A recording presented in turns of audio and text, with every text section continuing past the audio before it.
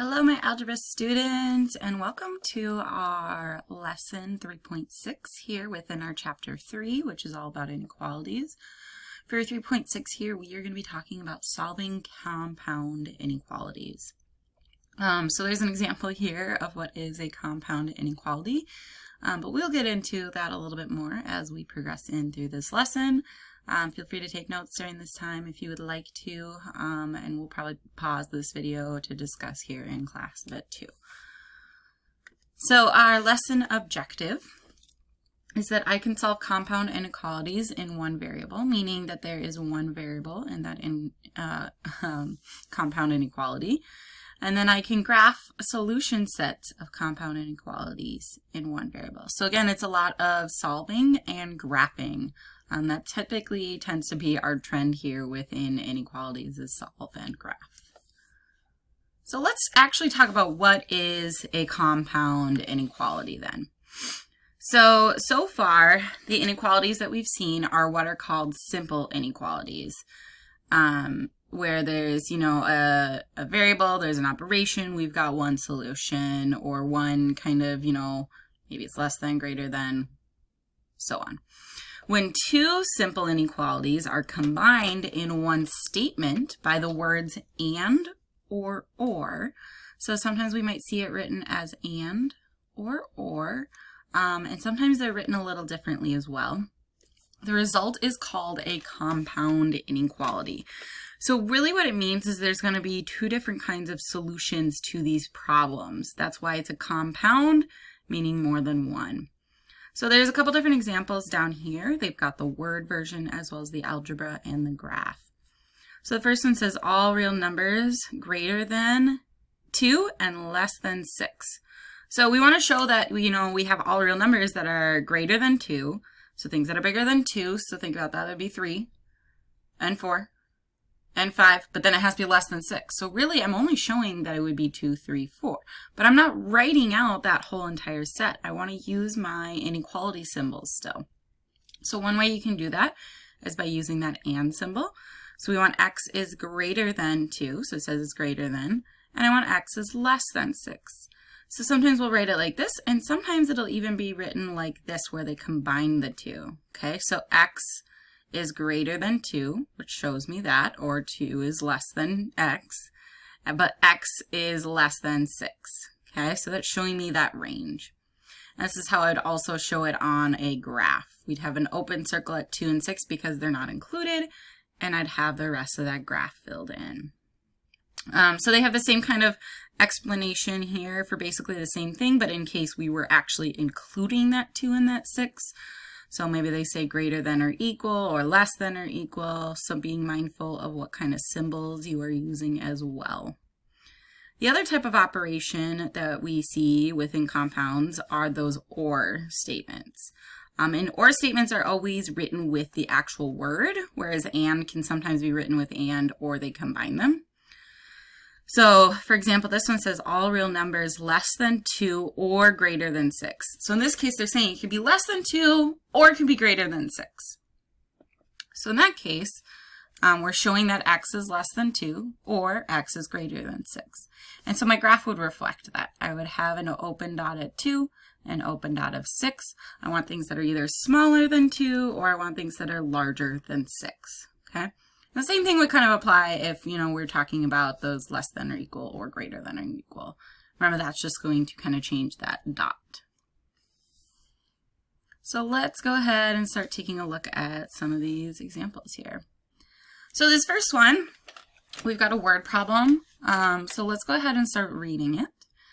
A water analysis recommends that the pH level of a swimming pool water be between 7.2 and 7.6 inclusive. Oh, I like this inclusive. I'm going to underline that right now because that's going to be an important key.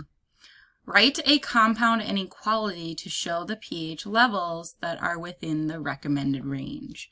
Graph the solution. So we need to write that compound and graph, just like we've been asked multiple times in this unit. So we need to come up with this compound inequality. And first off, I can see that I need it between the 7.2 and the 7.6, inclusive, meaning it can include that 7.2 and it could include that 7.6. So if I'm thinking about this, okay, maybe I have a variable of p for my pH. I don't know. All right, well, I want it bigger than 7.2, right? Because I want it in between 7.2 and 7.6. So 7.3 would be fine. 7.4 would be fine. So that means that p has to be greater than or equal to 7.2. Then when I think about this 7.6, that's the largest it could be. So in that case, if I was going to write with p, I would want p less than or equal to 7.6. So if I wanted to combine these would be an and situation, okay? It's not an either or. I'm going to have somewhere in the middle. So in this case, if I wanted to rewrite it as a combined, I could. I would have p is less than or equal to 7.6. And then I would have p is greater than or equal to 7.2. So if I want to show about graphing that, all right, let's go ahead. Maybe I put like 7 here, 0.0, 7.1, 7.2.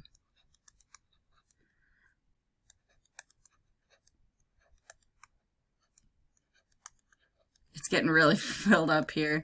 That sounds good enough to me. So I'm noticing that I have both greater than or equal or less than or equal. That means I'm going to have closed dot at each one.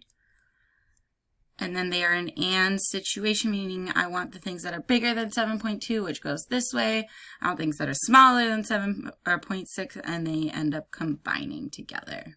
And that's how I would graph a problem like this. Okay. At any point as I'm going through this, if you guys have questions, just let me know, and we can always discuss them throughout since we're watching videos together now. All right, let's go to example 2 here, because now it's a little more just kind of straightforward. We're given the inequality. So this one says solve each inequality and graph the solutions.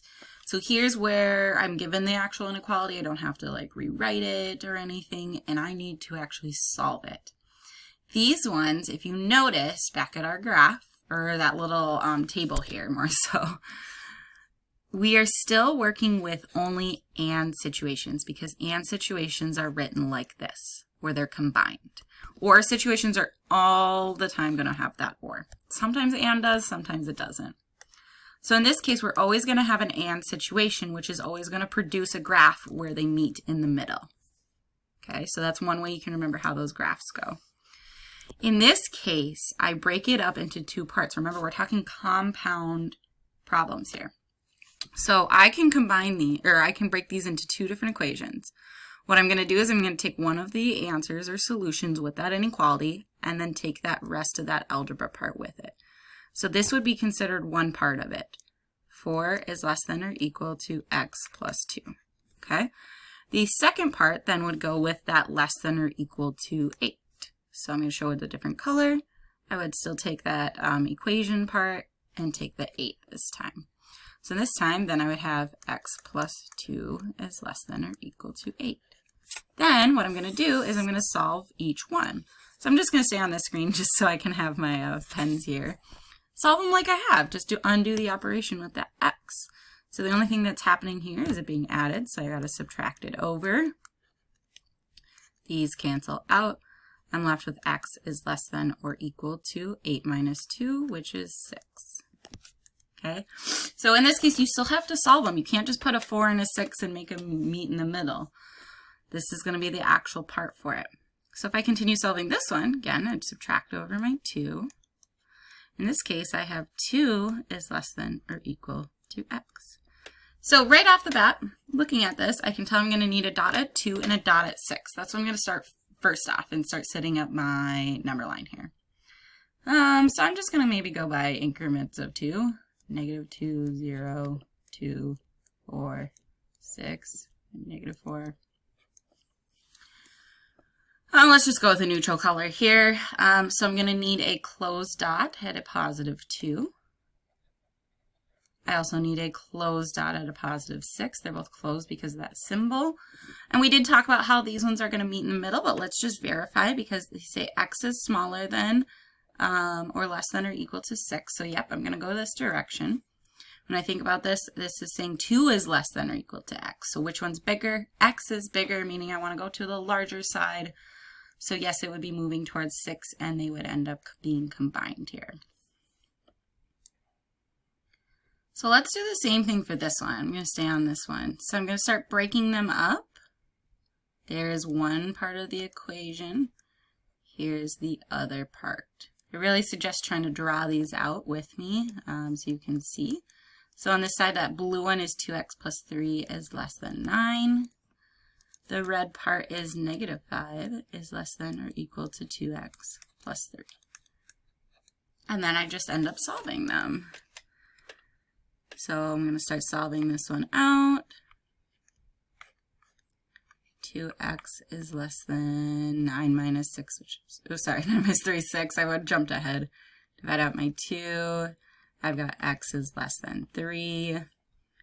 On my red side, I'm going to minus over my 3. Negative 5 minus a 3 is negative 8 is less than or equal to 2x. When I divide out that 2, I'm going to get negative 4 is less than or equal to x. So I'm going to need to have at least negative 4 and 3 on my number line here. Maybe one thing larger, one thing smaller. Oops, that kind of looks like 3.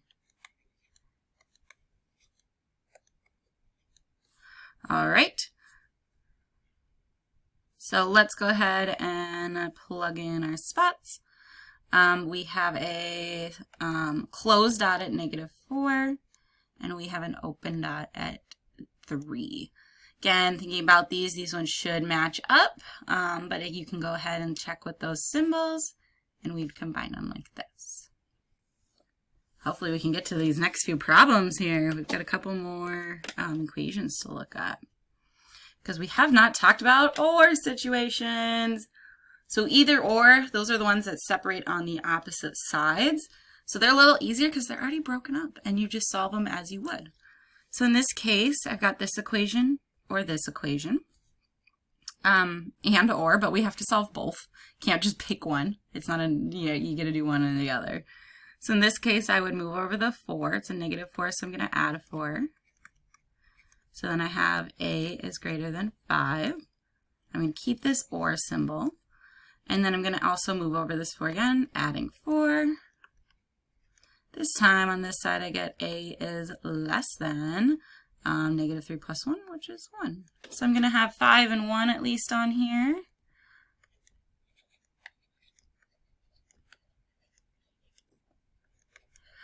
It looks like I'm going to have an open circle at 5. I'm going to have an open circle at 1. They are OR situations, which means they go in opposite directions. Beep. There we go. And then the next one. Again, these ones pretty straightforward. One step in these ones. Divide out my 2. I get x is less than or equal to 3. Or when I divide out this one for 3, I get x is greater than 4. So again, plugging in my numbers, maybe I want